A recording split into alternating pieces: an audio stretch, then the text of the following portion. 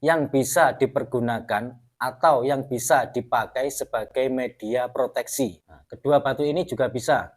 Selain itu 3, 4, bahkan lebih. Lalu dari sekian beberapa batu yang saya katakan tadi, salah satu batu manakah yang bisa mengimbangi fosil Galli Kelor?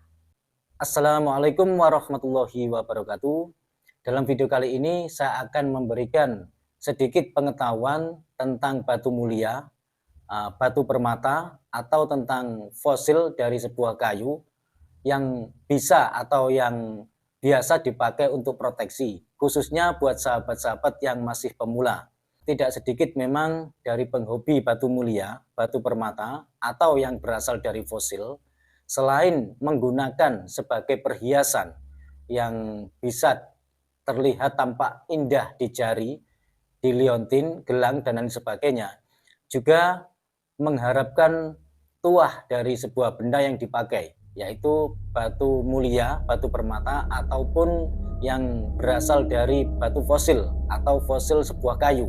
Khususnya buat sahabat-sahabat yang masih pemula, jikalau ingin mengetahui tentang sebuah batu mulia, entah itu kategori batu akik, batu permata, atau yang berasal dari fosil yang bisa dipergunakan atau yang bisa dipakai sebagai media proteksi. Selama ini saya sering mengulas tentang fosil Galli Kelor yang memang sejak zaman dahulu sampai sekarang masih banyak digemari oleh kalangan penghobi batu mulia. Yang sementara diharapkan dari segi tuahnya, selain dari keindahannya, juga diharapkan dari segi tuahnya. Juga ada yang suka karena mitosnya, karena sejarahnya dan lain sebagainya. Baik, langsung saja. Untuk jenis batu yang bisa dipakai untuk media proteksi selain fosil Galli Kelor, yaitu batu badar besi. Batu badar besi ini banyak sekali kita jumpai, meskipun jenis batu badar besi yang benar-benar mampu atau bisa dipakai untuk media proteksi itu jarang sekali kita jumpai. Kalau sekedar badar besi banyak kita jumpai. Makanya kenapa tidak sedikit orang-orang zaman dahulu mengatakan bahwa batu badar besi itu tergolong batu langka.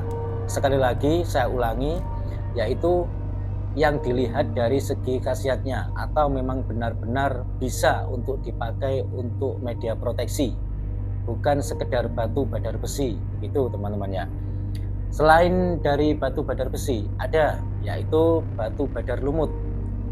Batu badar lumut ini bervariasi, ada yang berwarna hijau, memang kebanyakan warnanya hijau, dominan ke warna hijau. Ada yang berwarna merah yang dinamakan batu lumut merah, ada yang berwarna kesoklatan. Sama halnya dengan batu badar besi, juga mempunyai varian warna.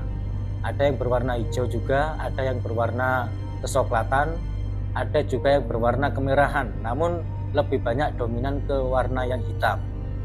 Kedua batu ini juga bisa. Selain itu ada juga yang dinamakan dengan batu sumur Bandung.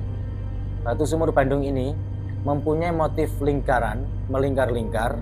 Katakanlah ini sebuah lingkaran, ibarat ini lingkaran dari motif sebuah batu.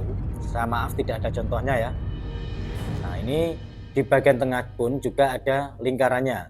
Jadi lingkarannya itu bisa tersusun 3, 4, bahkan lebih, atau cuma 2 lingkaran saja, bahkan ada yang 1 lingkaran saja. Itu juga bisa dipakai untuk media proteksi, teman-teman. Selain itu juga ada yang disebut dengan batu pusar bumi. Nah, batu pusar bumi ini ciri-cirinya yaitu yang mempunyai motif seperti lingkarannya obat nyamuk. Tentunya sahabat-sahabat sudah tahu ya dan paham yang saya maksud seperti lingkarannya obat nyamuk itu bagaimana. Karena pada kenyataannya tidak sedikit juga buat sahabat-sahabat yang masih pemula tidak bisa membedakan antara batu pusar bumi dengan batu yang dinamakan sumur Bandung. Kadang batu yang mempunyai motif sumur Bandung dibilang batu pusar bumi, padahal antara batu sumur Bandung dengan batu pusar bumi ini berbeda motifnya. Untuk jenis warnanya bervariasi, banyak sekali warnanya, ada yang berwarna kuning, ada yang berwarna putih, hitam, merah, coklat, dan lain sebagainya. Gitu.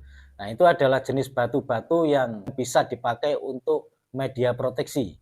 Selain itu ada juga batu yang bisa dipakai untuk media proteksi, selain yang saya katakan tadi, yaitu batu badar emas.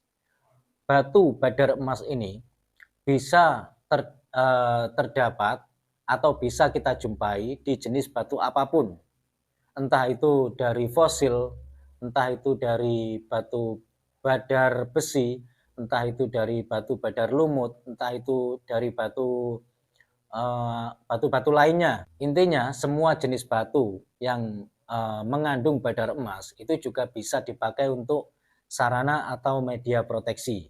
Lalu dari sekian beberapa batu yang saya katakan tadi, salah satu batu manakah yang bisa mengimbangi fosil Gallikelor? Perlu sahabat-sahabat ketahui, khususnya buat sahabat-sahabat yang masih pemula, jenis batu selain fosil Gallikelor yang bisa dipakai untuk media proteksi, yang bisa mengimbangi fosil Gallikelor, yaitu batu pusar bumi yang mempunyai motif lingkaran-lingkaran seperti lingkarannya obat nyamuk. Nah, ya, sekali lagi, batu pusar bumi bisa mengimbangi fosil Gallikelor dari segi media proteksinya. Terus ada lagi yang bisa mengimbangi fosil Gallikelor selain batu pusar bumi, yaitu batu yang mempunyai motif merah putih. Merahnya ini bervariasi, ada yang berwarna merah madu, ada yang berwarna merah darah, ada juga yang berwarna merah sedikit kecoklatan. Nah, yang penting ada unsur warna merahnya, sedangkan putihnya pun juga bervariasi. Ada yang putih bening seperti kaca, beling, sampai mengkristal. Ada juga yang mempunyai warna putih seperti layaknya warna putih tembok ini, biasa. Asalkan itu kombinasi antara dua warna, yaitu merah dan putih.